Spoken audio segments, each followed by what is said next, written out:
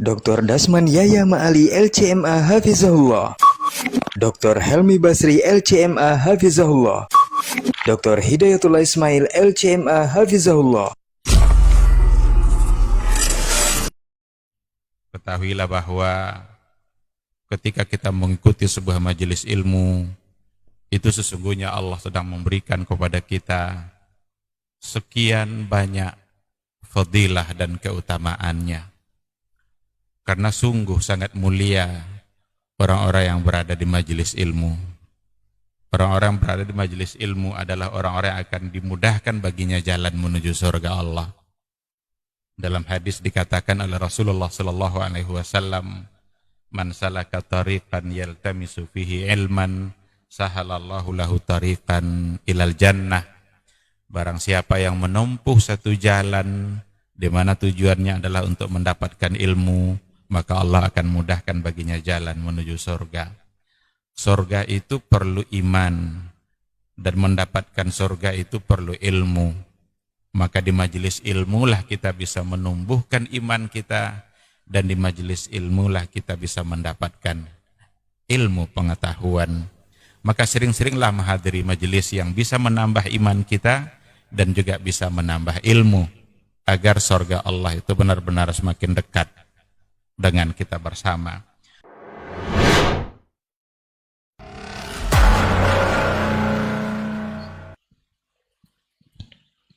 Bismillah. Assalamualaikum warahmatullahi wabarakatuh. Alhamdulillahirabbil alamin, hamdan katsiran thayyiban mubarakan fih kama yuhibbu rabbuna wa yarda, wa amma ba'd. 91,1 FM Radio Rabbani, Merajut Ilmu dan Peradaban, Generasi Rabbani dan pemirsa KMTV. Alhamdulillah senang sekali kita kembali berjumpa di program sebenarnya yang sudah lama kita tunggu-tunggu, yaitu Pondasi Podcast Dakwah Islami. Dan untuk kesempatan malam hari ini kita sudah bersama guru kita yang sangat luar biasa, dan di sela-sela kesibukan beliau bisa juga menyempatkan waktu untuk berbincang bersama kita untuk malam hari ini. Bersyukur kita kepada Allah Subhanahu wa taala, kemudian salawat dan salam kepada Nabi Muhammad sallallahu alaihi wasallam selaku qudwah dan uswah hasanah kita dalam kehidupan. Kita bermohon salawat ini tersampaikan selalu kepada seluruh keluarga beliau, para sahabat, dan juga tentunya kepada orang-orang yang senantiasa istiqomah menjaga dan menjalankan ajaran serta sunnah-sunnah beliau hingga hari kiamat kelak. Baik, Generasi Rabbani dan pemirsa KMTV, kita malam hari ini akan berbincang mengenai satu judul, yaitu Hanya Dia Yang Tahu. Sebenarnya kalau udah judul Hanya Dia Yang Tahu, sudah selesai podcast kita, karena sudah hanya Dia yang tahu, tidak perlu lagi dibahas. Tapi kita akan bahas selama lebih kurang 1 jam ke depan, seperti apa dan bagaimana nanti tema kita ini, dan berbicara tentang apa, bersama guru kita Ustaz Dr. Helmi Basri LCMA Hafizahullah Ta'ala. Kita sapa dulu beliau. Assalamualaikum Ustaz. Waalaikumsalam warahmatullahi Khair Ustaz. Alhamdulillah. Nah, baik, barakallahu fiik Ustaz. Malam hari ini kita akan berbicara mengenai sebuah judul Ustaz, yaitu Hanya Dia Yang Tahu. Ini sebenarnya kalau dibahas-bahas juga tidak perlu lagi kita bahasannya, karena sudah Dia saja yang tahu. Tapi seperti apa dan bagaimana nanti kita akan berbincang Ustaz selama lebih kurang 1 jam ke depan insyaallah. Dan mudah-mudahan antum semua yang menyimak di malam hari ini bisa memetik manfaat, khususnya kita yang berbincang juga. Untuk pertama mungkin kita akan mengawali dari pembahasan yang sebenarnya ini sudah diwahyukan kepada Nabi Muhammad SAW. Yang pertama kali kita tahu Nabi itu menerima wahyu pertama di Gua Hira kalau nggak salah Ustaz ya. Nah, itu yang diturunkan oleh Allah Subhanahu Wa Taala adalah ayat pertama dalam Al-Quran adalah surah Al-Alaq, itu Iqra bismi rabbikal ladzi khalaq. Itu Nabi disuruh baca. Tapi sebenarnya Nabi kan tidak baca tulis, Ustaz ya, tidak bisa baca tulis atau ummi. Sementara Nabi disuruh baca. Nah, ini merupakan perkara yang gaib sebenarnya, kalau bisa bahasakan menjurusnya itu perkara gaib. Kenapa bisa Nabi diperintahkan seperti itu padahal semuanya gaib bagi Nabi? Dan kita tahu juga rukun iman sendiri sebagai kita orang yang beriman, itu semuanya berbicara tentang hal-hal atau perkara-perkara yang gaib. Beriman kepada Allah, Allah gaib. Malaikat juga gaib, dan hari kiamat dan seterusnya. Ini kenapa bisa? Dan bagaimana seharusnya kita dengan hal-hal gaib ini Ustaz? Falyatafadhal mashkuran. Na'am Ustaz. Baik, bismillahirrahmanirrahim. Alhamdulillah wassalatu wassalamu ala Rasulillah wa ala alihi wa sahbihi wa man tabi'ahu bi ihsanin ila yaumiddin. para pendengar, para pemirsa yang dimuliakan Allah dimanapun berada, alhamdulillah kita kembali dimudahkan oleh Allah Subhanahu Wa Taala untuk berpodcast ya. Nah, Dan kita harus bersyukur untuk itu karena itu adalah salah satu dari cara bagaimana kita mengisi waktu kita dengan hal-hal yang positif untuk belajar, dan belajar itu sendiri adalah sebagai perintah dari agama, maka berbelajar itu adalah ibadah. Kita juga mengajak kita semua untuk bisa tetap berselawat kepada Rasulullah Sallallahu Alaihi Wasallam. Mudah-mudahan kita tetap menjadikan beliau sebagai panduan, sebagai pedoman dalam setiap aktivitas yang kita lakukan. Mudah-mudahan di akhirat kelak kita bisa mendapatkan syafaat dan pertolongan dari beliau atas izin Allah Subhanahu wa Ta'ala. Baik, tema kita pada malam hari ini adalah hanya Dia yang tahu. Dia di sini tentu adalah Allah Subhanahu wa Ta'ala.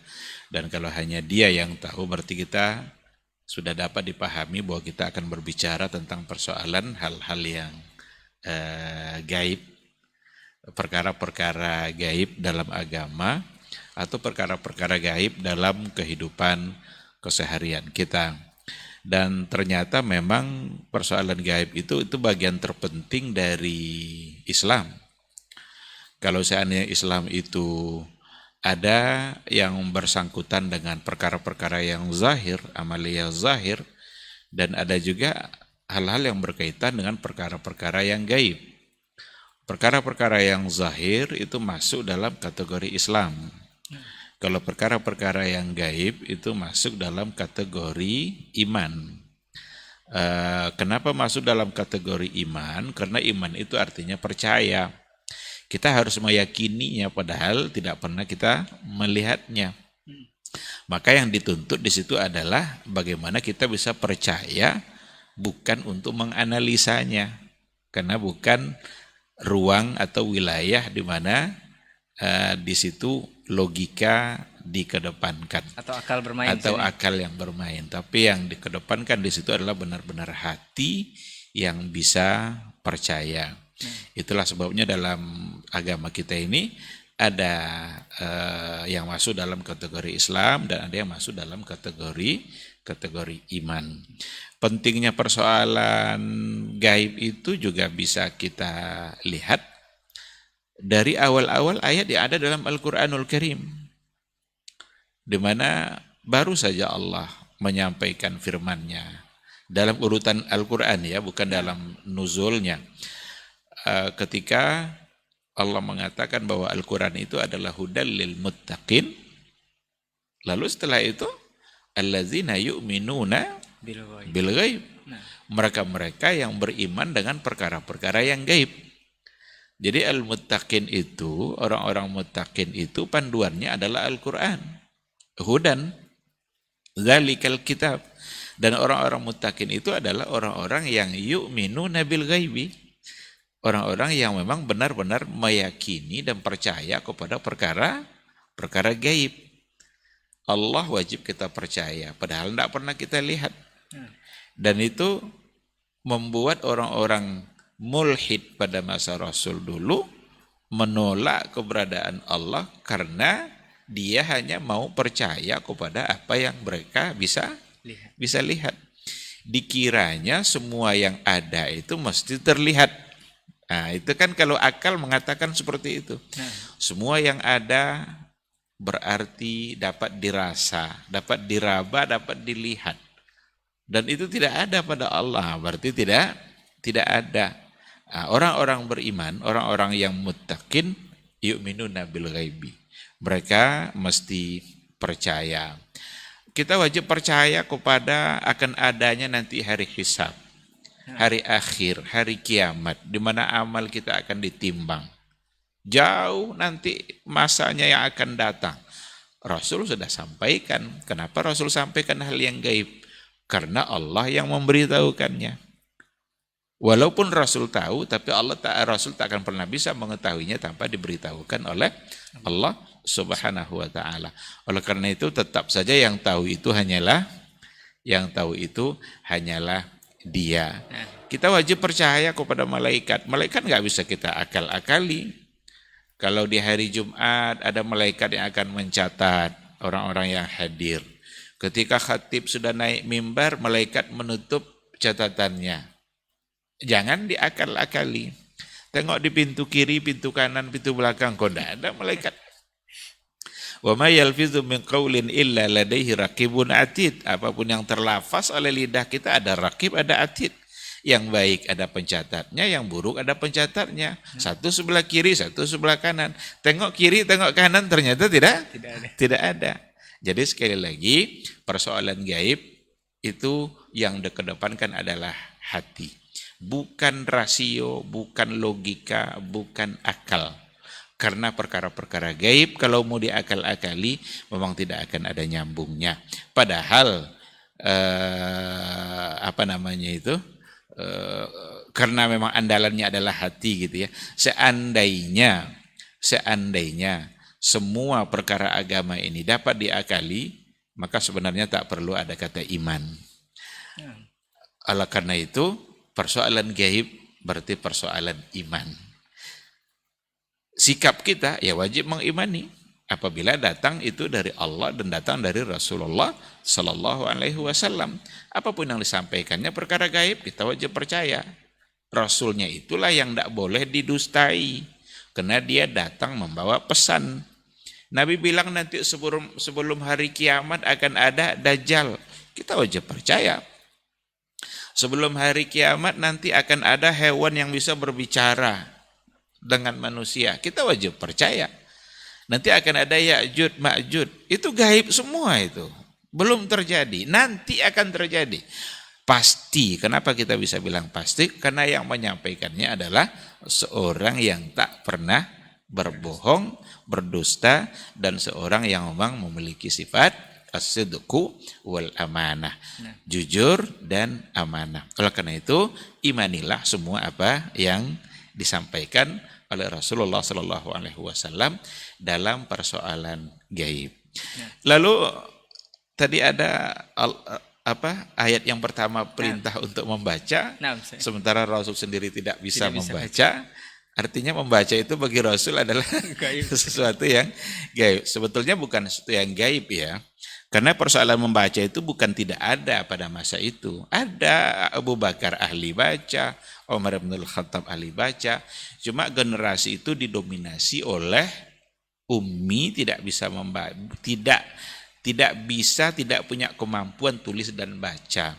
Bukan karena mereka bermalas-malasan sebenarnya. Karena mereka tidak memerlukan itu karena tingkat kecerdasan mereka yang luar biasa. Orang-orang masa dahulu, Abu Bakar As-Siddiq sekali dengar apa yang dia dengarkan itu dia tidak lupa lagi. Maka kalau dia masuk ke pasar-pasar dia tutup itu telinganya itu. Karena di pasar itu macam-macam yang akan dia dengar nanti. Susah lupanya. Susah nanti untuk melupakannya. Kalau kita susah ingat. Kalau kita udah berulang-ulang bacanya tetap aja tidak ingat. Maka kita perlu menulis. Kalau lupa balik kepada tulisan kita. Nah, orang-orang dulu punya kecerdasan yang luar biasa. Dan Rasul punya kecerdasan itu. Bahkan sanuqri'uka falatansa. Kami bacakan kepadamu ayat itu falatansa dan kamu tidak akan lupa. Nah, jadi bukan karena generasi itu generasi pemalas. Oh, kalau gitu generasi dulu malas-malas semua, nggak mau belajar tulis baca. Bukan malas, nggak perlu bagi mereka. Mereka punya kekuatan ingatan yang luar biasa. Namun ketika ada perintah baca berarti ada sesuatu di situ. Justru yang tidak disebutkan dalam ayat itu adalah objeknya. Kalau dalam ilmu nahwu maf'ulnya, iqra, qara'a yaqra'u itu masuk dalam kategori fi'il muta'addi. Fi'il muta'addi itu fi'il yang memerlukan maf'ul bih atau objek. Apa objeknya di situ? Baca. Apa yang mau dibaca? Justru itu yang tidak disebutkan. Nah, berarti yang dibaca itu adalah tidak dikhususkan pada satu perkara, tapi semua. Maka apapun yang akan datang setelah ayat Iqra itu sesungguhnya adalah objek untuk dibaca, objek untuk dipahami. Mulai dalam persoalan-persoalan akidah, persoalan-persoalan ibadah, persoalan-persoalan muamalah, Apa aja yang akan datang ayat-ayat setelah Iqra itu sesungguhnya adalah objek yang memerlukan pembacaan, analisa, pengamatan dan ketundukan untuk taat kepada apa yang ada dalam ayat-ayat yang sesudahnya. Sekira seperti itu. Baik, menarik ini Ustaz. Ini pembahasan kita mengenai perkara gaib atau hanya dia yang tahu. Kebetulan kalau saat ini saya memakai baju agak berwarna-warna merah, Ustaz, ini jangan dihubungkan juga dengan yang lagi viral, Ustaz, ya. Dengan ilmu-ilmu. Berikutnya Ustaz, di negeri kita ini kalau kita hubungkan banyak orang yang mengaku orang pintar, Ustaz. Bahkan tahu perkara gaib itu sendiri. Padahal tadi sudah dijelaskan di awal, hanya dia yang tahu perkara gaib itu, Ustaz. Ini mereka mengaku tahu perkara gaib, bahkan digolongkan ada yang namanya ilmu hitam, itu dengan bantuan jin dan setan dan segala macamnya. Ada juga golongan ilmu putih, Ustaz. Ini kedua ilmu ini mengaku mengetahui perkara gaib sendiri. Padahal dijelaskan dalam Al-Quran yang tahu perkara gaib hanya Allah Subhanahu wa Ta'ala. Ini apakah ada ini ilmu seperti ini atau gimana, Ustaz? Iya. Sepintar apapun orang dan seperti apapun kita memberikan gelar pintar kepada dia, tetap dia tidak akan tahu hal yang gaib. Karena Al-Quran yang bilang seperti itu. La ya'lamu man fis samawati wal ardil ghaibah illallah. Siapapun di muka bumi dan langit, baik di langit maupun di bumi, nggak ada yang tahu al-ghaib, perkara gaib itu illallah, kecuali Allah. Nabi aja bilang begitu, lau kuntu a'lamul ghaiba lastaksartu minal khairi wa ma massani yasu. Kalaulah saya tahu perkara-perkara gaib itu, saya akan berbuat banyak kebaikan, wa ma massani yasu. Ini saya tidak akan disentuh oleh perkara-perkara yang asu, yang tidak menyenangkan. Berarti Nabi aja bilang seperti itu. Kalaulah saya tahu, berarti dia tidak tahu. Maka perkara gaib yang diketahui oleh Nabi itu hanya sebatas apa yang diberitakan oleh Allah Subhanahu wa Ta'ala. Itu Nabi seperti itu. Apalagi orang-orang yang disebut sebagai orang pintar. Dia kan tidak pintar itu kan. Dulu pernah kita sampaikan juga kan, dia tidak pintar. Cuma yang datang ke dia itu bodoh-bodoh semua. Atau kurang pintar. Dialah yang paling pintar di antara yang ada gitu. Pintar dia ngibulin ini, nipu ini, bilang itu, seolah-olah dia mengetahui apa yang Tapi yang ada yang gaib. Ada yang dengan memakai ayat-ayat Al-Quran ini yang kategori ilmu putih ini memang ada. Itu seperti apa, Ustaz?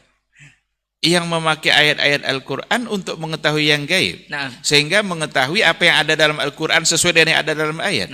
Ya silakan saja. Berarti dia memberitahukan apa yang telah disampaikan oleh Allah dalam Al-Quran atau yang disampaikan oleh Nabi dalam hadis-hadisnya.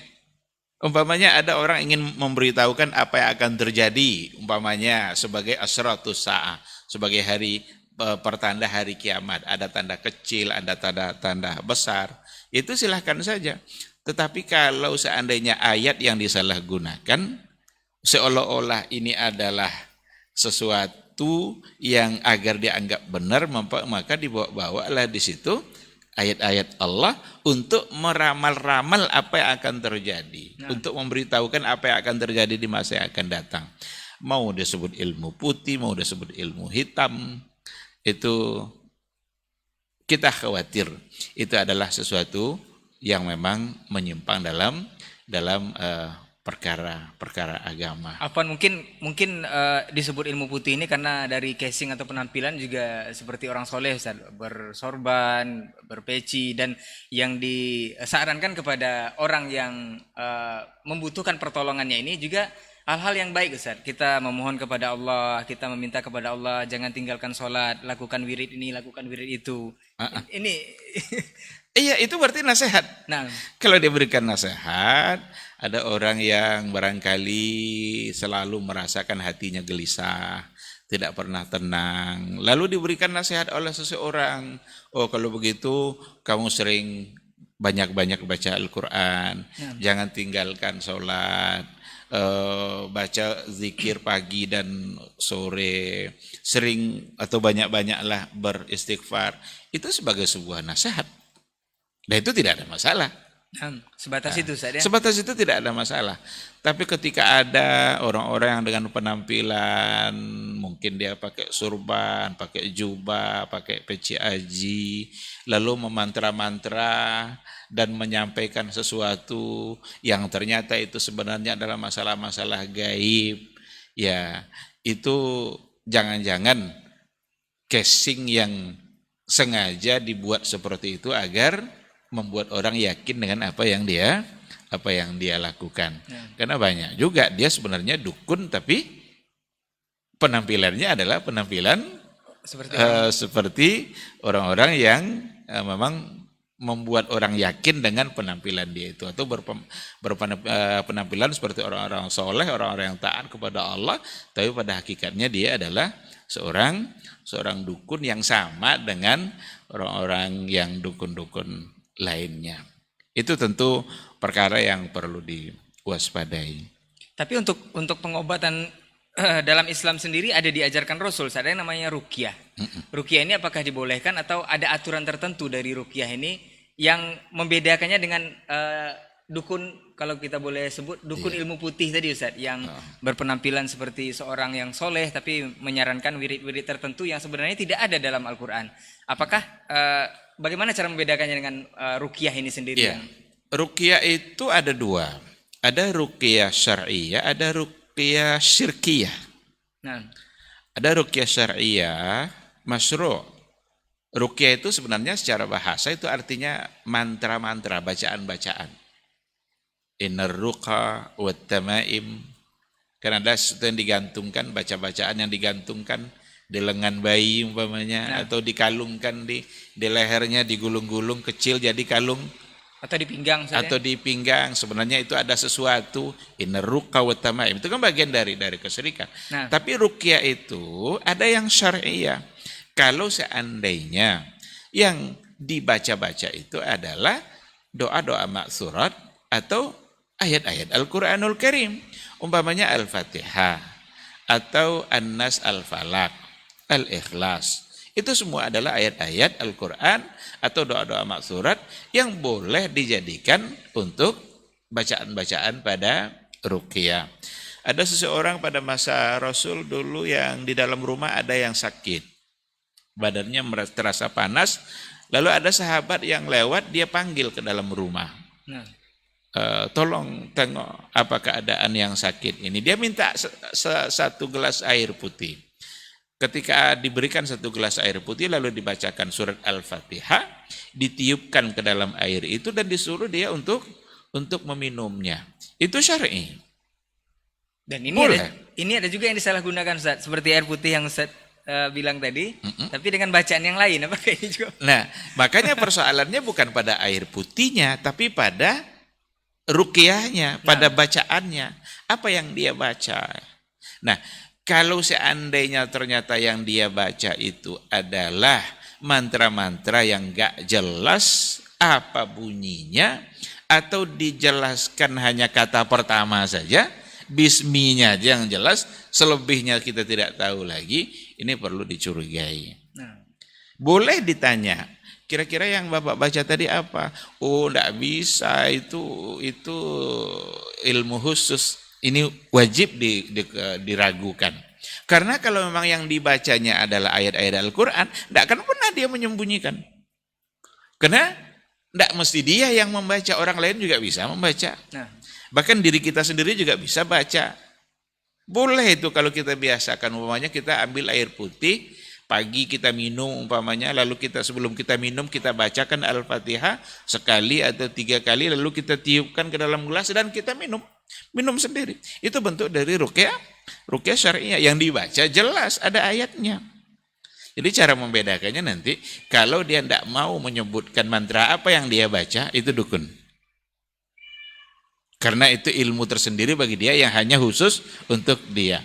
Tapi kalau seandainya dia sampaikan, oh begini nanti kamu sampai ke rumah baca aja sendiri. Ini doanya, ini ayatnya, ini doa yang datang dari Nabi, doa-doa ma'thurat. Kalau itu yang dia lakukan, itu insya Allah bukan sebagai seorang dukun.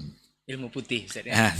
Kalau mau dikatakan ilmu putih, silahkan dikatakan ilmu putih karena terang gitu ya, jelas ya. Disebut ilmu gelap itu kan karena ilmu hitam itu kan karena gelap, kan enggak terang dia kan. Nah, jadi gitu kalau untuk cara membedakannya.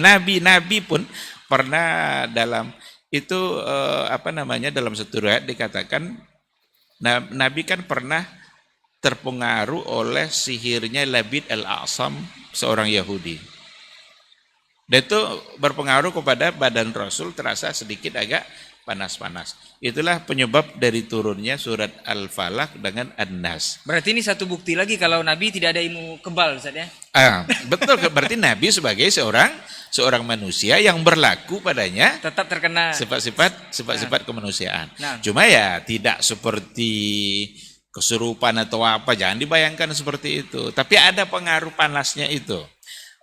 Demamnya Rasulullah, tapi datang Jibril untuk membawa ayat tadi itu Al-Falaq dengan An-Nas, maka disebutlah itu dengan Al-Mu'awwidzatain, dua surat perlindungan.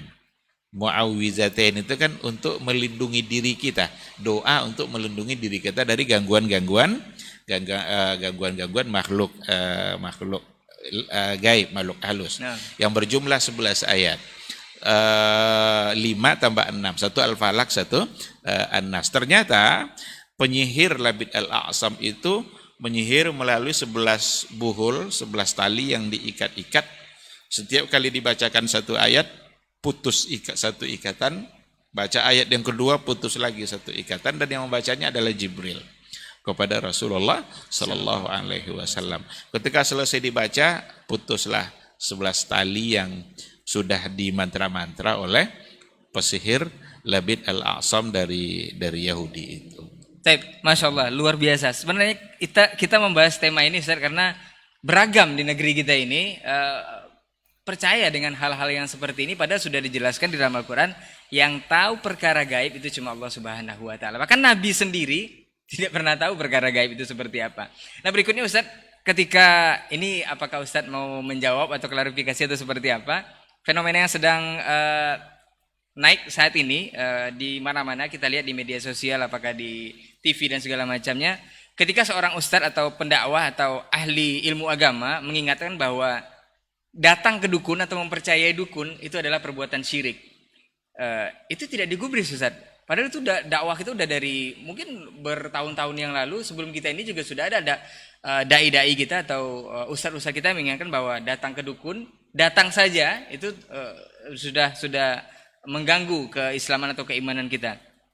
Tapi giliran seorang yang punya kemampuan sulap membongkar atau mengatakan bahwa ini adalah pembodohan atau perbuatan yang tidak diridhoi oleh Allah Subhanahu Wa Taala, itu jadi viral atau jadi heboh Ustaz. Banyak yang ini bagus dan segala macamnya, bahkan menganggap itu adalah suatu hal yang bagus, yang memuji-muji seseorang yang membongkar ini. Ini seperti apa fenomena ini kita menyikapinya Ustaz?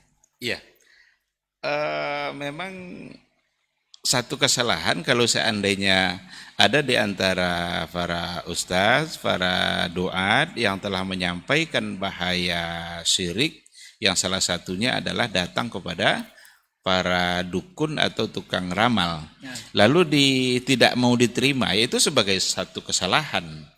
Karena ustadz itu telah menyampaikan hal-hal yang benar dalam beragama sesuai dengan dalil-dalil yang ada.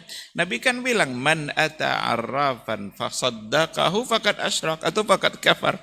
Barang siapa yang mendatangi para tukang tenung, paranormal, para dukun, orang-orang yang sok tahu masa depan, datang, ia fasaddaqahu, kemudian ia benarkan, faqad asyrak.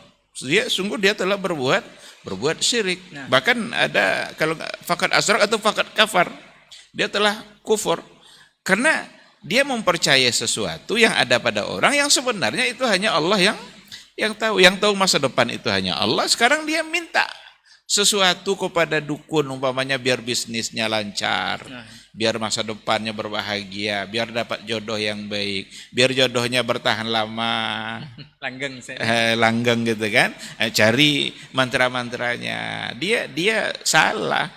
disampaikanlah perkara itu oleh seorang ustadz yang ternyata perbuatan itu adalah salah, ini dalilnya, ini dasarnya, lalu tidak diterima, tentu sebagai sebuah kesalahan. Namun ketika ada seorang pesulap yang membongkar kebohongannya lalu langsung diterima, ya itu memang menggambarkan sesuatu yang bahwa manusia ini ketika disampaikan dengan lisanul hal, itu kan namanya lisanul hal, dengan fakta secara langsung, itu terkadang memang bisa lebih mempengaruhi ketimbang lisan gitu. Lisanul hal dengan lisanul makal. Yang ini lisanul hal, yang tadi lisanul makal ala para duat. Ya, kita boleh bersyukur juga dengan apa yang sudah dibongkar oleh pesulap itu. Cuma kita juga nggak boleh mau berlebihan. Kita nggak tahu juga tukang sulap ini sekarang siapa ini. Yang jelas ketika ia sudah membongkar itu sebagai satu kesalahan, ya dia sudah membantu kerja para dai dalam menyampaikan kesalahan-kesalahan yang ada pada dukun-dukun dan paranormal. Karena selama ini memang banyak yang tertipu. Banyak orang yang percaya dengan trik-trik yang dia buat. Kan ada orang sakit, dia minta diobati, dibawanya boneka, ditusuk boneka itu keluar darah. Oh ternyata kata pesulap, begini nih caranya, kalian sudah ditipu. Boleh kita bersyukur itu atas terbongkarnya yang tadi itu. Berarti membantu kerjanya para da'i, para ustaz dalam persoalan ini. Tapi jangan membuat hal ini ustaz tidak lagi dihargai. Karena ustaz hanya bisa ngomong. Ustaz hanya bisa ngomong karena yang diomongkannya itu dia baca, dia pahami. Itu dari hadis, dari ayat-ayat Al-Quran. Tidak salah juga ketika dia tidak mampu untuk membuktikan karena memang dia tidak bergelut di bidang itu. Tentu yang bisa bergelut di bidang itu para pesulap kan. Sulap itu kan kalau dibalik kan bacanya palsu itu kan. Oleh karena itu ya jangan juga dilebih-lebihkan seolah-olah inilah yang harus dijadikan panutan, yang harus dijadikan pedoman dalam hidup. Ya salah juga. Sampai sekarang kita juga belum tahu dia itu siapa gitu. Tapi dia telah melakukan satu kebaikan dalam bentuk membongkar penyimpangan-penyimpangan yang ada pada perdukunan yang selama ini memang sudah disampaikan secara lisan tapi belum dibuktikan di lapangan. Tinggal dipadu saja. Apa yang telah dibongkar oleh pesulap itu membuat kita semakin yakin kepada ustadz-ustadz yang selama ini sudah menjelaskan kesalahan para dukun. Oh ternyata benar-benar salah mereka itu yang ternyata dari dulu para ustadz kita juga sudah menyampaikan gitu. Jadi jangan salah sikap ustadz menjadi diremehkan sementara pesulap menjadi dibesar-besarkan karena itu. Kita nggak tahu juga apa yang ada di balik sikap yang datang dari seorang pesulap. Apalagi sekarang zaman media kan. Zaman media, zaman dimana kita harus viral. Kalau viral nanti bisa di YouTube kan. Kalau YouTube sudah beredar bisa uang masuk. Siapa tahu tujuannya justru adalah komersial. Wallahu a'lam, kita tidak tahu. Tapi yang jelas pesulap merah itu telah membantu kerja para duat yang selama ini yang memang meminta waspada kepada para dukun karena itu adalah perbuatan syirik. Setidaknya satu nilai plus itu menguatkan kita kepada perkataan-perkataan para duat kita Ustaz ya. Iya. Bahwa itu memang perbuatan syirik. Membuat kita semakin hormat kepada para ustadz kita yang sudah dari dulu menyampaikan salah. Oh rupanya kita aja yang dari dulu nggak mau nerima gitu kira-kira. Kok baru sekarang gitu kan? Nah jadi harus sikapnya seperti itu. Bukan malah kebalikannya merendahkan ustadz yang hanya bisa ngomong tidak bisa tidak bisa membuktikan. Ya kita nggak bisa menuntut lebih dari para ustadz kita, daripada dai-dai. Tidak bisa kita tuntut lebih daripada itu karena dia tidak punya kemampuan untuk bersulap. Kalaulah semua ustadz pandai pula bersulap, jangan-jangan nanti justru diragukan keustazannya atau keulamaannya, membuat orang justru menjadi merendahkan mereka. Dan mudah-mudahan setelah ini para ustadz jangan juga belajar sulap Ustaz ya. Tidak mesti juga gitu. Tidak mesti juga. Nah mudah-mudahan ini seperti kata Ustadz tadi menguatkan kita bahwa perkataan yang disampaikan oleh para dai kita itu memang berdasarkan Al-Quran dan Sunnah, dan itu memang benar perbuatan syirik. Setidaknya pesulap merah ini boleh dikatakan sekarang sudah membantu satu kerja dari para duat kita untuk menyampaikan yang hak ini. Kemudian berbicara perkara gaib atau hanya dia yang tahu ini Ustaz, kita tidak terlepas dari bahwa ada yang namanya fenomena indera keenam Ustaz. Sebenarnya indera kita kan 5, sebenarnya ini ada indera keenam. Atau istilah bahasa ilmiahnya mungkin anak indigo atau kemampuan indigo. Ini ada juga yang menghubung-hubungkan dengan salah satu kelebihan atau karomah yang diberikan Allah kepada orang yang istimewa, yang mungkin ketakwaannya atau keimanannya, kedekatannya kepada Allah Subhanahu wa taala. Ada yang menghubungkan dengan itu bahwa indigo ini sama dengan karomah yang diberikan Allah kepada seorang wali, boleh dikatakan, atau seorang yang dekat dengan Allah. Ini suatu kelebihan Ustaz. Apakah memang benar kelebihan indigo ini atau seperti apa? Atau memang sama Ustaz karomah dengan indigo ini? Ya. Indigo sama karomah itu tidak sama. Nah, karomah itu satu kemuliaan yang diberikan oleh Allah Subhanahu wa taala kepada orang-orang yang dekat dengan Dia. Dan karomah itu tidak ada rekayasa. Bahkan orang yang diberikan karomah itu sendiri tidak menyadari bahwa itu akan terjadi. Jadi karomah itu bukan rekayasa. Kalau ada orang alim, sorbannya 7 meter muter-muter di kepalanya nih, ditusuk pakai panah, tidak mempan umpamanya. Itu nggak pasti karomah itu. Karena dia sudah tahu duluan bahwa dia tidak akan bisa ditusuk. Nanti diajarkan juga kepada murid. Iya. Jangan-jangan itu justru bukan waliullah tapi walius syaitan. Seperti yang dijelaskan oleh Ibnu Taimiyah dalam kitab dia kan Al-Furqan baina auliya'ir rahman wa auliya'is syaitan. Jadi karomah itu kemuliaan memang untuk orang-orang yang dekat dengan Allah. Itu Sa'ad bin Abi Waqqas ketika ia memimpin sebuah peperangan, Ma'arakatul Qadisiyah. Musuh ada di seberang sana, jembatan untuk menyeberang tidak ada. Sementara mereka ingin mengejar musuh itu karena mereka melawan Islam. Disepakatilah oleh Sa'ad bin Abi Waqqas, kalau begitu kita terobos sungai ini, berdoa kepada Allah, lewat. Mereka melewati sungai itu seolah-olah mereka melewati sebuah jembatan. Itu karamah diberikan oleh Allah. Ada kemuliaan di situ karena kedekatan mereka dengan Allah Subhanahu wa taala.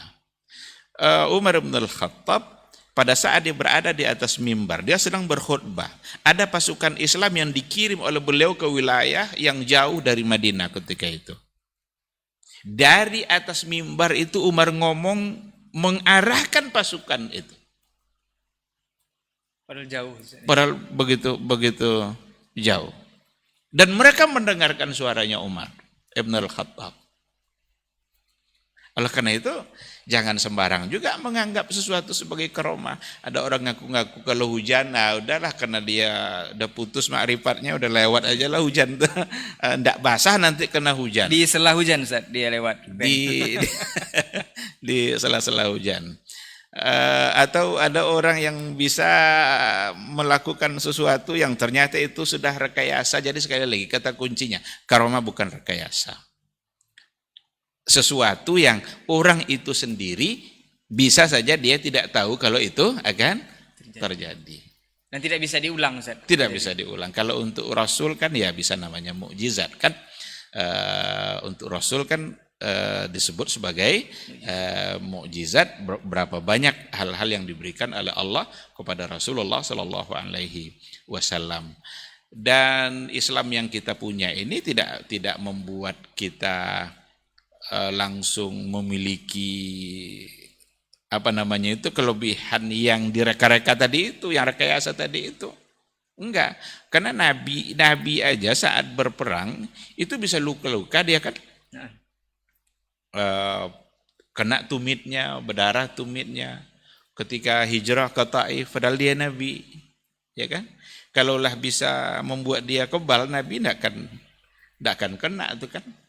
Ya kalau ada orang ngaku-ngaku hari ini nggak bisa ditusuk pakai pisau, nggak bisa ditembak umpamanya, nah itu justru perlu dicurigai. Walaupun penampilan yang Islami. Lalu kalau indigo itu kan biasanya ditujukan kepada anak-anak ya, nah. anak indigo. Kalau orang sudah dewasa kayaknya nggak ada sebut-sebut lagi indigo ya, tapi biasa pada anak ya. Itu ada pada anak-anak yang dia sepertinya punya kelebihan. Apa namanya itu, hyperacting gitu ya, Sering dikaitkan dengan bisa melihat makhluk bisa lain, melihat makhluk gaib, juga bisa menebak-nebak masa depan. Itu sebenarnya sulit untuk dikatakan sebagai sebuah kelebihan. Jangan-jangan itu adalah sebagai sebuah kekurangan. Kenapa bisa? Sebuah kekurangan atau sebuah penyakit, dan kalau penyakit tentu bisa diobati.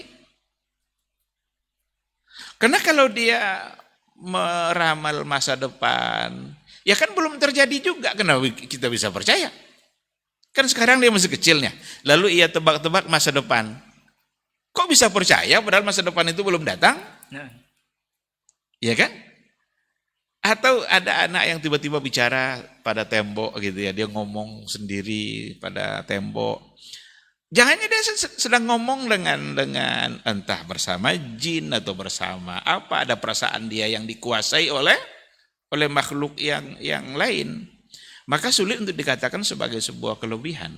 Kita khawatir anak-anak seperti itu kalau tidak diobati, nanti ketika dewasa dia sulit untuk melawan gangguan-gangguan dan bisikan-bisikan yang ada ketika dia masa kecil itu.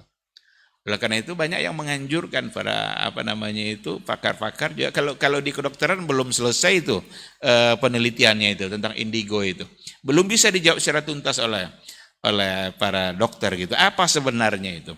Masih memerlukan penelitian lebih jauh.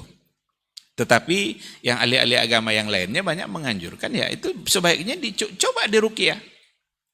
Coba dia diruqyah, apakah dia terjadi sesuatu gitu kan, apa nanti ada efek dari ruqyah itu, apakah dia kesurupan dan lain sebagainya. Maka tidak mesti kita bangga ketika kita memiliki anak yang bisa meramal masa depan, karena itu membahayakan akidah kita juga. Membahayakan akidah ayahnya, akidah ibunya, akidah abang-abangnya. Kalau ia ramal coba nanti kehidupan ayahnya, lalu ramalannya ternyata buruk, berarti seorang ayah akan berpegang kepada ramalan seorang anak, dan itu belum pasti, dan itu membuat dia sudah menjadi takut gitu kan.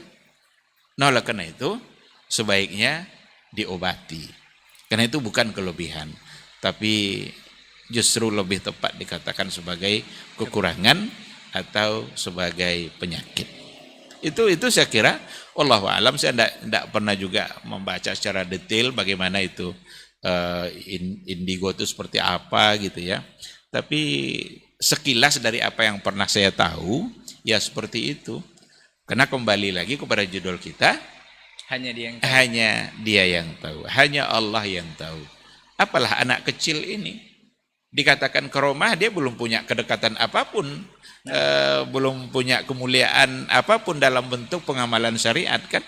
Sementara karomah diberikan kepada orang-orang yang memang dekat dengan Allah, taat kepada Allah, dan dia pun tidak tahu dengan karomah-karomah yang diberikan kepadanya dan tidak bisa diulang lagi gitu. Nah, jadi karomah itu bukan sesuatu yang harus dia bisa berulang-ulang melakukannya. Dia tidak menduga Allah memberikan itu pada dia. Wallahu a'lam.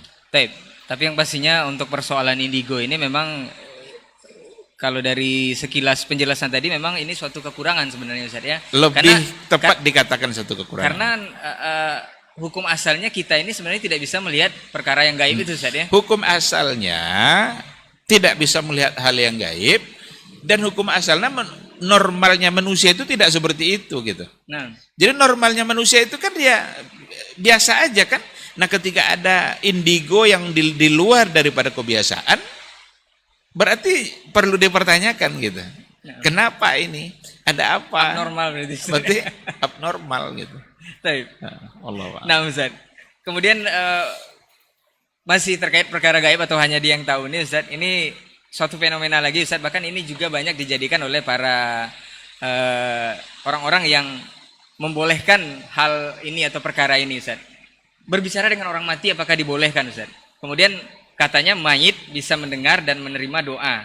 Dan kita disunahkan untuk mengucapkan salam ketika kita ziarah, Ustaz. Assalamualaikum ya ahlad diyar atau semacamnya seterusnya. Ini dijadikan alasan bolehnya bertawasul atau meminta kepada mayit. Ini seperti apa penjelasannya, Ustaz? Orang yang sudah mati, kenapa dia disebut mati? Berarti telah terputus dia dari kehidupan. Nah, Tidak ada lagi fungsi-fungsi kehidupan yang ada pada diri dia. Sebelumnya mata bisa melihat, telinga bisa mendengar, lidah bisa bicara ketika hidup. Kalau sudah mati, disebut mati itu karena semua fungsi tadi sudah terputus. Berarti tidak ada lagi fungsi pendengaran, tidak ada lagi fungsi mata, tidak ada lagi fungsi lidah. Dia tidak akan lagi berbicara sama kita. Karena dia sudah mati. Oleh karena itu, orang mati bukan tempat di mana kita berbicara dengan dia. Berbicara dalam artian mengkhitab dia untuk berkomunikasi. Karena sudah terputus. Kenapa kita diminta untuk mengucapkan salam? Kita ucapkan salam ketika kita berada di kuburan, itu bukan kita ingin mendengarkan jawabannya. Itu karena kita mau dan karena kita diminta oleh Rasul untuk mendoakan, dan salam itu adalah bagian dari doa. Assalamualaikum ya ahlal kubur atau assalamualaikum ya ahlad diyar. Berarti kita ucapkan salam. Bukan berarti kita minta agar salam kita dijawab. kalau dijawab repot, Ustaz. Kalau dijawab justru malah. Kalau kita salam sama orang hidup, kita ingin salam kita didengar. Nah. Kalau tidak dijawabnya, kita malah nanya, kamu kok nggak jawab tadi salam saya? Karena dia masih hidup. Dan hukum itu nggak ada lagi pada orang mati. Maka tidak boleh kita meminta-minta lagi kepada orang sudah mati. Itu satu perbuatan konyol kalau seandainya dia meminta kepada orang sudah mati. Meminta kepada orang yang masih hidup dalam keadaan berjauhan saja nggak bisa. Berarti dia gaib bagi kita. Dia masih hidup, betul kan? Sekarang ayah kita di kampung, kita minta dari sini, hei ayahku, begini, nggak boleh itu. Karena dia gaib bagi kita. Dia pun masih hidup. Nah sekarang dia sudah mati. Tentu status dia sudah mati itu lebih jauh lagi daripada ketika dia masih hidup. Nah, kalau dia ada di depan kita, lalu kita menyampaikan sesuatu yang memang dia bisa untuk melakukan, boleh. Ayah, kasih saya uang. Saya besok mau beli buku. Ayah itu ada sama kita di depan kita. Dan kita minta ke dia. Dan dia insya Allah bisa memberikan. Boleh. Tapi kalau kita meminta kepada dia, walaupun ada depan kita, untuk sesuatu yang dia tidak bisa, maka syirik. Bisa menjadi salah. Karena kita meminta sesuatu yang hanya Allah yang bisa. Hei ayahku, tolong. Nah, kita sebutkan sesuatu di masa depan yang hanya Allah yang bisa. Itu sudah salah. Jadi yang boleh itu meminta kepada dia yang masih hidup di hadapan kita untuk perkara-perkara yang memang dia bisa melakukannya. Itu aturannya. Nah, ini masih hidup itu kan? Nah sekarang yang dilakukan oleh orang meminta, oleh sebagian ya, bukan semua, meminta kepada dia yang sudah mati, berada dalam kubur, meminta sesuatu yang hanya Allah yang bisa. Karena dalil doa tadi Ustaz, ucapan salam tadi Ustaz, bisa Karena mendengar ucapan salam. Diminta kita untuk mengucapkan salam bukan berarti kita diminta untuk meminta juga kepada orang-orang yang dikubur. Kita ucapkan salam itu berarti orang dikubur itu yang membutuhkan doa dari kita. Jadi orang-orang yang sudah mati, orang-orang yang sudah dikubur, dia mengharapkan agar kita mendoakannya. Jangan terbalik. Ini kita yang mengharapkan agar dia yang mendoakan kita. Iya. Nampak enggak apanya itu? Nah, Penyimpangannya. Nah, oleh karena itu agama kita melarang untuk melakukan perbuatan seperti itu. Lakukanlah hal-hal sesuai dengan apa yang dibimbing oleh Rasulullah Sallallahu Alaihi Wasallam. Rasul Sallallahu Alaihi Wasallam ketika Ja'far ibn Abi Thalib selesai dikuburkan. Selesai dia untuk dikuburkan. Betapa Ja'far bin Abi Thalib seorang sahabat yang sangat mulia. Sangat mulia. Tapi kepada para sahabat Rasul bilang, is'alu lahu tasbid fa innahu al-ana yus'al. Tolong doakan saudara kalian itu. Fa innahu al-ana yus'al. Karena sesungguhnya dia sekarang ditanya. Doakan tasbid. Doakan hatinya diberikan ketetapan dan kemampuan untuk menjawab pertanyaan. Padahal Ja'far adalah orang yang sangat mulia. Karena dia adalah sahabat Rasulullah Sallallahu Alaihi Wasallam. Nah, oleh karena itu tidak boleh kita meminta-minta kepada orang yang sudah mati atau kita titipkan doa kita agar dia menyampaikannya kepada Allah. Yang seperti yang tawassul yang dilakukan oleh sebahagian orang, karena dia adalah ulama besar, dia adalah kiai, dia adalah orang yang terhormat, orang mulia, rasanya tidak pantas kalau seandainya kita langsung berdoa kepada Allah. Perlu pendekatan, perlu ada tawassulnya, perlu dititipkan doa ini atau disampaikan doa kita ini di samping kubur orang yang mulia ini. Perbuatan-perbuatan seperti itu sebaiknya ditinggalkan karena memang itu menjurus kepada kesyirikan, bahkan itu bagian dari kesyirikan itu sendiri. Walaupun hal ini mungkin ada sebagian yang sulit untuk menerimanya karena ia menganggapnya itu sebagai perkara yang biasa-biasa saja.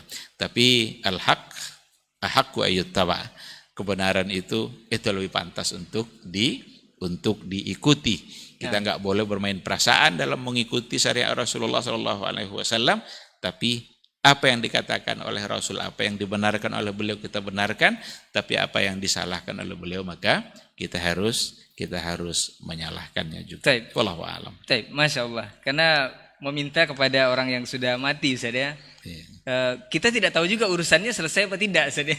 Kita justru meminta kepada dia yang sudah berperkara di alam sana, dan kita tidak tahu urusannya seperti apa, kita malah memberatkan dengan urusan kita sendiri. Iya, membebani dia. Nah, jadi logikanya seperti itu. Taib.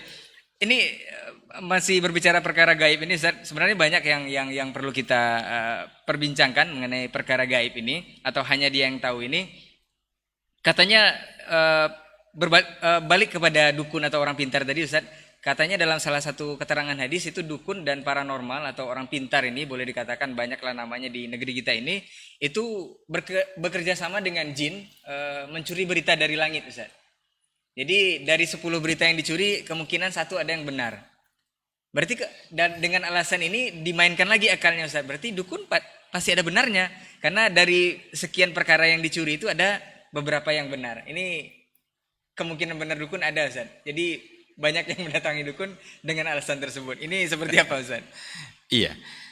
Kalau ternyata ada sesuatu yang benar yang disampaikan oleh para dukun itu kebenaran yang kebetulan. Nah, kebenaran yang kebetulan. Kalau dalam riwayat, kalau tidak salah itu dari 100 informasi dari jin itu 99 salah, satu benar.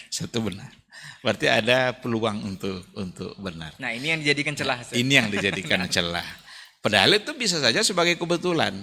Yang pertama mungkin sebagai kebetulan. Contohnya begini, kalau ada orang buta, kita minta melemparkan batu dan harus kena.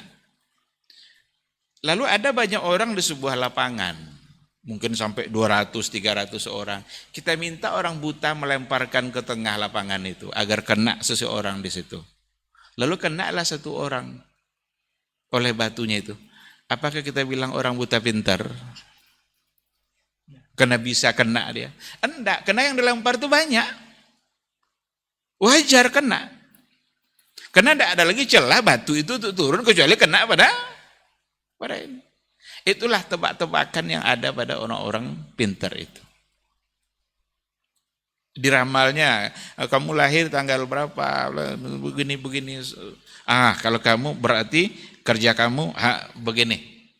Dari semua yang disampaikannya, ternyata ada satu yang benar, karena memang itu yang ditakdirkan untuk dia oleh Allah Subhanahu wa taala. Bukan karena tukang ramal tadi pintar, tapi karena memang itu yang ditakdirkan Allah untuk dia. Sama seperti orang buta yang diminta melempar kepada kerumunan orang, bukan karena dia pintar dalam melempar, karena memang orangnya yang jumlahnya sangat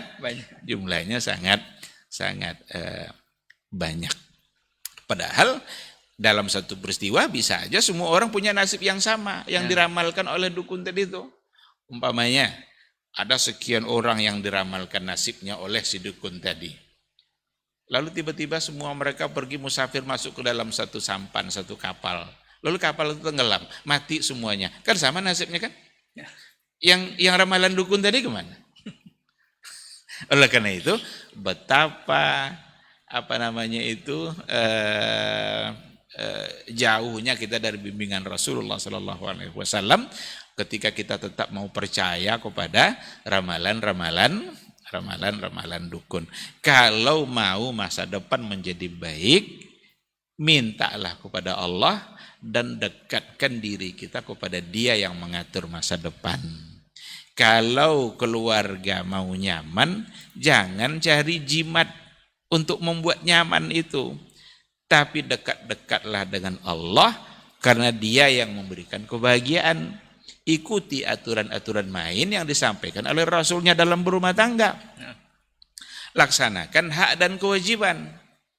Taat kepada Allah, taat kepada Rasul, yakinlah kebahagiaan akan bisa diraih. Kalau diminta kebahagiaan dari dukun yang bermain dengan jin pasti nggak bisa. Karena di antara misi jin itu sendiri adalah untuk merusak hubungan keluarga. Nah, gimana ceritanya kita minta kebahagiaan dari dia sementara misinya adalah merusak keluarga? Tidak mungkin. Yang paling membahagiakan syaitan itu adalah ketika ada suami istri yang bercerai. Kalau ada konco-konconya yang bisa membuat orang tidak sholat, itu biasa-biasa aja begini itu. Atau membuat orang tidak puasa, itu belum prestasi bagi ketua jin itu. Tapi ketika ada di antara anggotanya yang berhasil membuat gaduh dalam satu keluarga, bahkan sampai terjadi pada perceraian, itu adalah prestasi yang luar biasa. Dikasih reward, dikasih reward oleh ketua jin itu. Nah, sekarang dia minta pula agar bahagia dari itu nggak mungkin. Pakai cara Nabi, jelas. Agama kita sudah jelas. Jangan mau dibodoh-bodohin oleh orang-orang yang suka meramal-ramal seperti itu. Wallahu a'lam. Kenapa ini kita bahas generasi Robani dan untuk antum yang sedang menyimak? Karena kita sebenarnya ingin mencari kebenaran, bukan mencari pembenaran, saja. Kalau pembenaran ada celah yang masuk. Nah, ini bisa dan ini bisa dan itu bisa, semuanya bisa. Tapi barangkali kita masih akan berbicara, Ustaz, sebelum kita tutup podcast kita malam hari ini dengan tema hanya Dia yang tahu. Ada yang mengatakan kalau seseorang itu mampu melihat jin atau berkomunikasi dengan hal-hal gaib atau dengan makhluk yang gaib, makhluk astral istilahnya sekarang, itu diragukan syahadatnya, Ustaz. Sampai sebegitunya. Ini apakah memang benar atau seperti apa, Ustaz? Kita harus tahu dulu berinteraksi, berkomunikasi seperti apa.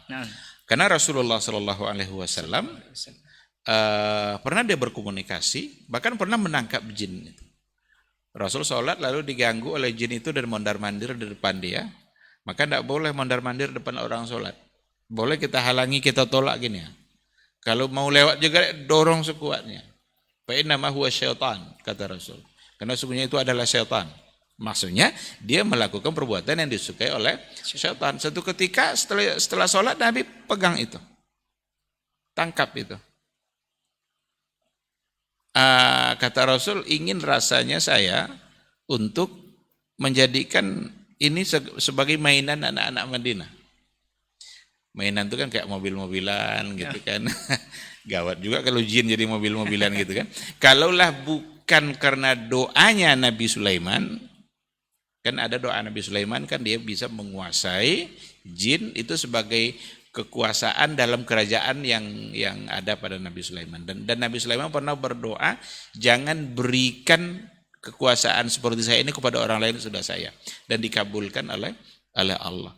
Kalau komunikasinya seperti tadi, ya Nabi pernah melakukan. Tapi kalau sudah komunikasi dalam artian kapan-kapan dia mau, dia bisa melihatnya, kemudian dia bisa bertanya dan lain sebagainya, ini perlu dicurigai. Karena jin itu adalah makhluk gaib yang mana alamnya tidak sama dengan alam kita. Innahu yarakum huwa wa qabiluhu min haitsu la tarawnahu. Dia bisa melihat kita nggak bisa melihat dia. Alamnya bagi kita itu alam gaib. Kita ini alam nyata. Saya bisa melihat saudara Ray karena alam kita sama-sama nyata. Nah. Tapi kita nggak bisa melihat makhluk yang dia bukan berada pada alam nyata, tapi berada pada alam gaib. Bisa dia menjelma tapi dalam waktu yang tidak lama. Karena bukan alamnya. Kalau bukan alamnya dia tidak bisa lama. Sama seperti ikan. Ikan yang sudah biasa hidup di air, dibawa ke darat. Hidup sebentar kan, tapi tidak bisa lama. Harus masuk lagi dia. Nah sekarang ada dia. Bisa diundang, bisa dia dipanggil, bisa dia berbicara, nampak oleh dia, ngomong dia sama-sama. Ini sekali lagi bukan kelebihan. Justru ini adalah kekurangan. Nggak mungkin dia bisa melihat kecuali ada bantuan jin yang lain barangkali yang ada di dalam tubuh dia. Nah, ini mungkin barangkali praktisi ruqyah lebih paham dan lebih detail barangkali dalam menjelaskan hal-hal yang seperti ini. Tapi satu hal yang perlu kita ketahui adalah bahwa alam antara kita dengan jin itu berbeda, jadi nggak akan mungkin bisa untuk dilihat kapan kita mau. Karena ya nggak ada gunanya juga. Nggak ada gunanya juga karena dia penampilannya nggak sama dengan kita. Kita melihat sesama kita bisa menyenangkan, tapi melihat makhluk lain yang barangkali itu bisa menakutkan. Kalau perlu jangan pernah punya niat untuk melihat. Seandainya pernah terlintas sekilas mungkin. Karena dia tak bisa lama memang. Kalau ada muncul dia, tidak hilang-hilang dia. Berarti ada dua kemungkinan. Dua kemungkinan. Pertama mungkin orang yang sedang nakut-nakutin kita. Lempar dia, lari dia tuh. Yang kedua ada di sinetron. Cuma dua itu Ustaz. Cuma dua itu aja. Orang yang sedang nakut-nakut kita atau dia sedang dalam sinetron. Dikatakan asli pasti tidak. Karena kalau asli dia tidak akan lama bisa menjelma karena bukan alamnya. Afwan Ustaz, persoalan syahadat ini tergini Ustaz. Kalau memang bisa melihat apakah memang benar syahadat kita terganggu atau batal atau gimana?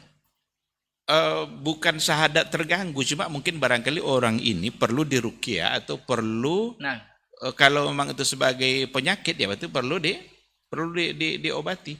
Siapa itu bukan karena keinginan dia gitu. Kan ada kadang kan macam-macam di kita ini kan. Kadang entah titipan dari mana gitu sementara dia tidak bisa menolaknya. Itu ada dalam cerita-cerita ilmu hitam itu kan ada seperti itu. Dan harus diwaspadai memang.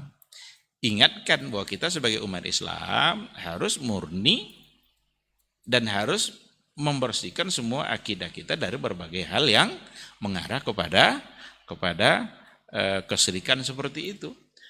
Sampaikan kalau itu bukan perbuatan yang baik. Jadi tidak kita menuduh persoalan syahadatnya, kecuali kalau memang dia Dia yang mencari cara agar bisa punya kemampuan dalam berinteraksi. Karena bisa aja nanti akan salah guna untuk tujuan-tujuan yang lain. Itu mungkin bisa bisa dipertanyakan apa yang selama ini dia yakini dalam persoalan akidah. Wallahu a'lam. Karena kita ini sama-sama makhluk, jin makhluk, manusia makhluk, semuanya diminta tunduk kepada Allah. Jangan sampai kita justru yang tunduk kepada jin. Karena kalau seandainya ada permohonan minta bantuan kepada jin dan jin membantu, yakinlah jin itu akan meminta sesuatu dari perlakuan kita yang menyimpang dari syariat Allah dan syariat Rasulullah Sallallahu Alaihi Wasallam. Situlah kesalahan itu datang. Nah, mungkin dia mau bantu kita gratis-gratis gitu aja. Mau dia, tapi kita melakukan sesuatu yang salah dalam agama, bahkan salahnya bisa terlalu fatal. Seperti yang banyak dikisahkan oleh orang-orang yang yang biasa berinteraksi, para praktisi ruqyah itu banyak berinteraksi dengan orang-orang yang seperti itu. Nah, ternyata walaupun dia mampu memberikan sesuatu atas bantuan jin tadi itu, ternyata dia sendiri telah melakukan kesalahan-kesalahan yang juga fatal dalam beragama. Baik, Masya Allah, sangat luar biasa perbincangan kita Ustaz mengenai tema hanya dia yang tahu Ustaz. Sebenarnya tidak cukup 1 jam, di sini ada part 2-nya bagusnya Ustaz. Mungkin terakhir Ustaz, nasihat seperti biasa. Terakhir nasihat dari Ustaz untuk menyikapi poin bahwa perkara gaib itu benar-benar Allah yang tahu, untuk menyadarkan seluruh kita agar tidak mengaku-ngaku lagi, terbawa arus lagi untuk percaya atau bahkan untuk mencoba-coba ingin tahu dan segala macamnya Ustaz. Fadhal Ustaz. Iya. Tadi sudah kita katakan bahwa persoalan gaib itu kan persoalan iman. Persoalan hati yang wajib mempercayai. Dan ada 2 realita, ada realitas syariat, ada realita kauni nanti. Ada realitas syar'i, ada realitas kauni. Realitas syar'i itu panduannya mesti syariat. Dan kita wajib percaya. Kata hadis bahwa malaikat Jibril punya 600 sayap. Percaya enggak kita? Wajib percaya. Ini realita tapi syar'i. Realita itu yang memang seperti itu. Kita tidak bisa bantah. Karena hadis yang bilang. Ya kan? Di setiap jengkal bumi ada malaikat yang sujud. Ini realitasnya syar'i. Ada nanti realitas kauni. Indigo tadi sebenarnya bagian dari realita kauni. Karena ada orang menyaksikan. Ada mata yang melihat. Nampak dia ngomong-ngomong sendiri sama tembok itu. Nampak dia mengucapkan sesuatu. Dibuat indigo. Realitas kauni ini perlu diukur melalui syariat. Enggak boleh kita percaya begitu aja. Ketika ada hal-hal yang dia realitas secara kauni, tapi ternyata menyimpang, berarti kita harus menolaknya.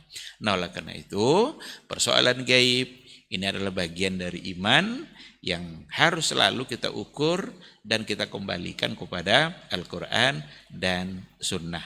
Jangan mudah tertipu dengan apa yang disampaikan oleh orang-orang yang mengaku-ngaku kalau dia mengetahui hal-hal yang gaib.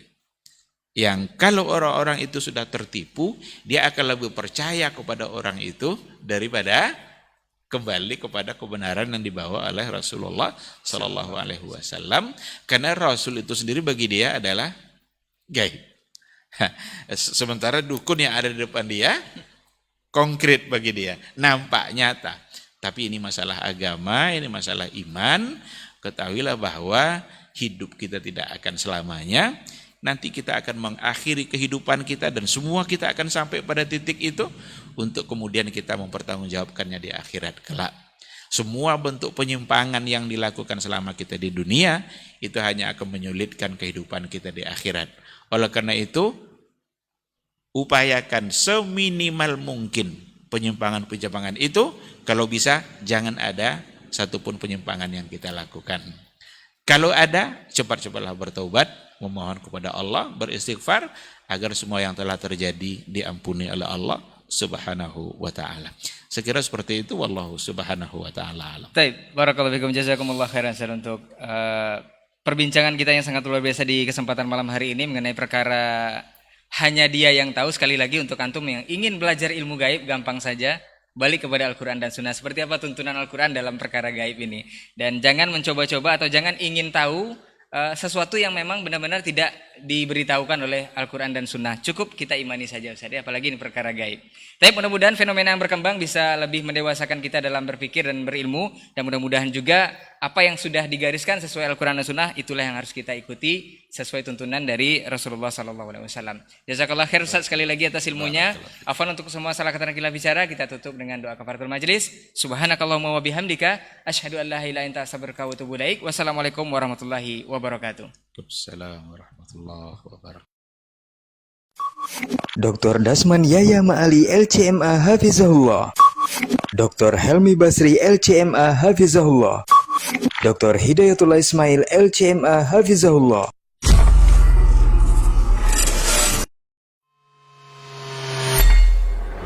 Di para sahabat itu, kaum muslimin, yang terbayang bagi mereka itu adalah infak.